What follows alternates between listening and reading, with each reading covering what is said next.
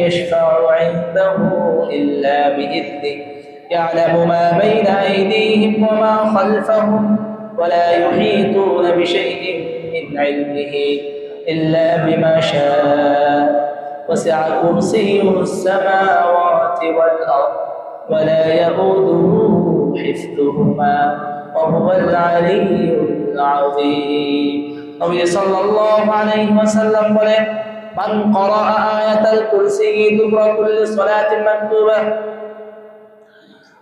রাসূল সাল্লাল্লাহু আলাইহি ওয়াসাল্লাম বলেছেন যে ব্যক্তি প্রত্যেক ফরজ নামাজের পর আয়াতুল কুরসি পাঠ করবে ওই ব্যক্তি মৃত্যুর সাথে সাথে জান্নাতের মধ্যে প্রবেশ করবে। আরো চিৎকার দিয়ে পড়েন সুবহানাল্লাহ।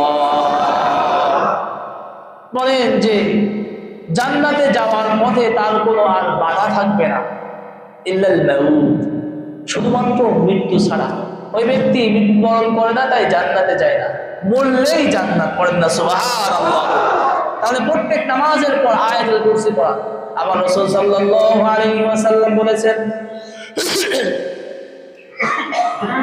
যে ব্যক্তি রাতে ঘুমানোর সময় আয়াতুল কুরসি পাঠ করবে আল্লাহ পাকের পক্ষ থেকে একজন ফেরেশতা, একজন রক্ষক সারা রাত্র তার জন্য পাহারাদার নিযুক্ত হয়ে যাবে।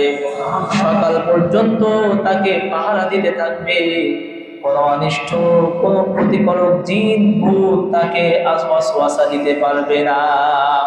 নবীজি সাল্লাল্লাহু আলাইহি ওয়াসাল্লাম আবু হুরায়রা রাদিয়াল্লাহু তাআলা আনহুকে দায়িত্ব দিলেন যে তুমি খাদ্যমন্ত্রী হয়ে যাও, তুমি খাদ্য গোদাম পাহারা দিবে। তিনি পাহারা দেওয়ার জন্য রাত জেগে জেগে পাহারা দিচ্ছে। হঠাৎ থেকে একজন চোর এসে ওইখান থেকে মাল চুরি করতেছে। তিনি ধরলেন। ধরার সাথে সাথে সে বলতেছে, আমার বাসায় এমন ভাবে বাচ্চা কাচ্চা আছে, আমি অসহায় মানুষ, গরিব মানুষ, তুমি আমাকে ছেড়ে দাও। আবু হুরায়রা রাদিয়াল্লাহু তাআলা আনহুর মায়া হলো, ছেড়ে দিলেন। সকালে জিজ্ঞেস করলেন, আবু হুরায়রা, রাতে চোরের সঙ্গে তোমার সঙ্গে কি ঘটনা ঘটেছে? বলে, ইয়া রাসূলুল্লাহ, এমন এমন ঘটনা ঘটেছিল, আমি তাকে ছেড়ে দিয়েছি। রাসূল সাল্লাল্লাহু আলাইহি ওয়াসাল্লাম বললেন, কাযাবতা, সে মিথ্যা বলেছে, সে আবার আসবে। সুবহানাল্লাহ বলেন। পরদিন আবার আসলো, আবার দেখে মাল চুরি করতেছে, সম্পদ চুরি করতেছে। আবার ধরলেন, কিরে তুমি না বললে? তিনি আবারও বিভিন্ন ভাবে অজুহাত পেশ করলেন, বিভিন্ন কথাগুলো বললেন। আবু হুরায়রার মায়া হলো, উনি ছেড়ে দিলেন। সকালে রাসূল সাল্লাল্লাহু আলাইহি ওয়াসাল্লাম জিজ্ঞেস করলেন, কিরে আবু হুরায়রা,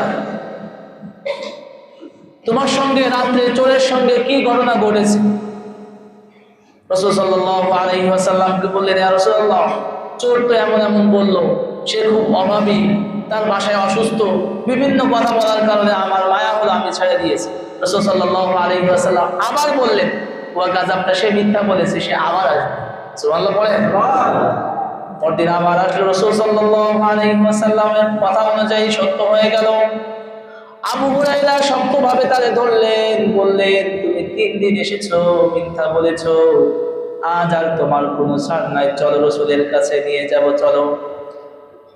শয়তান এবার বলা শুরু করলো, চোর বলা শুরু করলো, আবু হুরায়রা, তুমি আমাকে ছেড়ে দাও, আমি তোমাকে এমন একটা দোয়া শিখিয়ে দিব, যে দোয়াটা রাতে যদি কেউ পড়ে সকাল পর্যন্ত আল্লাহ প্রদত্ত একজন রক্ষক পাহারাদার তাকে পাহারা দিবে।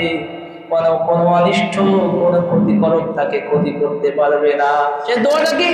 আল্লাহু লা ইলাহা ইল্লা হুয়াল হাইয়ুল কাইয়্যুম লা তাখুযুহু সিনাতুন ওয়া লা নাওম লাহু মা ফিস সামাওয়াতি ওয়া মা ফিল আরদ মান যাল্লাযী ইয়াশফা'ু 'ইনদাহু ইল্লা বিইذনিহি ইয়া'লামু মা বাইনা আইদিহিম ওয়া মা খালফাহুম ওয়া লা ইউহীতুনা বিশাইইন علمه إلا بما شاء وسع كرسيه السماوات والأرض ولا يئوده حفظهما وهو العلي العظيم রাসূল সাল্লাল্লাহু আলাইহি ওয়াসাল্লাম আবু হুরায়রা, তুমি কি জানো ওই চোর কে ছিল? আবু হুরায়রা রাদিয়াল্লাহু তাআলা আনহু বলে, আল্লাহু ওয়া রাসূলুহু আলাম, আমি জানি না, আল্লাহ এবং তার রাসূল ভালো জানেন। রাসূল সাল্লাল্লাহু আলাইহি ওয়াসাল্লাম বললেন, আবু হুরায়রা, সে তো কোনো মানুষ না, সে ছিল শয়তান। তবে যে দোয়াটা তোমাকে শিখিয়েছে এটা সত্য, যদি কেউ রাতের শোয়ার সময় আয়াতুল কুরসি পাঠ করে সকাল পর্যন্ত আল্লাহ প্রদত্ত রক্ষক তাকে পাহারা দিবে, কোনো ক্ষতিকর তাকে কোনো ক্ষতি করতে পারবে না। আরো চিৎকার দিয়ে পড়েন না সুবহানাল্লাহ। বন্ধুরা, আমাদের রাতে শোয়ার সময় সন্তান যারা ছোট আছে আমরা পড়ে জোরে জোরে পড়বো এবং তাদের কানের ভিতরে, মুখের ভিতরে, গায়ের ভিতরে ফু দিব, অথবা আমরা তাদের কানের কাছে মুখ দিয়ে একটু জোরে জোরে আমরা আয়াতুল কুরসি পড়বো ইনশাআল্লাহ। রাত্রে বেলা আমাকে আর ফোন দেওয়া লাগবে না, হুজুর একটু আসেন, 1টা বাজে 12টা বাজে, হুজুর একটু আসেন, সমস্যা, বাচ্চা কান্না করে, আমার বাচ্চাও কান্দে, কার কাছে যাব? এই জন্য প্রিয় বন্ধুরা, মানে এই যে আমরা দোয়াটা শিখলাম, ইনশাআল্লাহ আমরা সকলেই আমল করবো তো ইনশাআল্লাহ। আল্লাহ পাক আমাদেরকে আমল করার তৌফিক দান করুন। যতটুকু বললাম প্রত্যেকটা সহিহ কথাগুলো আল্লাহ পাক আমাদেরকে আমাদের তৌফিক দান করেন। কোনো কথাবার্তা ভুল হয়ে গেলে রব্বে কারীমের কাছে ক্ষমা চাই, আপনাদের কাছে ক্ষমা চাই।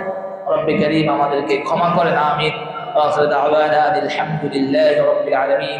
আসসালামু আলাইকুম ওয়া রাহমাতুল্লাহি ওয়া বারাকাতুহু।